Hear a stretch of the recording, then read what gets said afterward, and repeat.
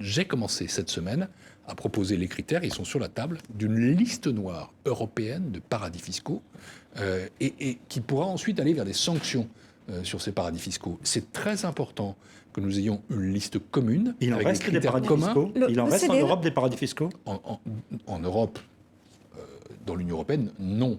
Mais encore une fois, nous allons avoir un processus de listage, de dialogue avec tous ces pays, pas seulement de l'Union européenne, du monde entier, sur le thème de la bonne gouvernance et l'échange automatique d'informations. Ce sera là aussi un progrès considérable et nous aurons cette liste, je vous l'assure. Mais En l'OCDE 2017. est contre ce principe de liste noire. Enfin, Patrick de Saint-Amand, qui était là dans cette émission, estimait, lui, que c'était contre-productif, cette façon de désigner, de montrer du doigt, alors que certains pays s'engagent tout doucement.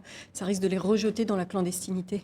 Alors, d'abord, l'OCDE n'est pas contre, puisque lors du sommet du G20 à Hangzhou, il y a 2 semaines, où j'accompagnais le président Juncker, a été demandé à l'OCDE de préparer sa propre liste noire.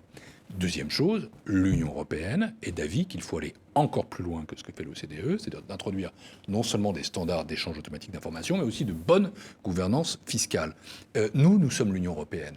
L'OCDE, c'est une instance de coopération, comme son nom l'indique, et de développement économique entre les principaux pays industrialisés à l'échelle mondiale, avec, comment dire, des équilibres politiques que je comprends, qu'il faut prendre en compte, la présence des Américains, des Canadiens, etc. Nous sommes un marché intérieur.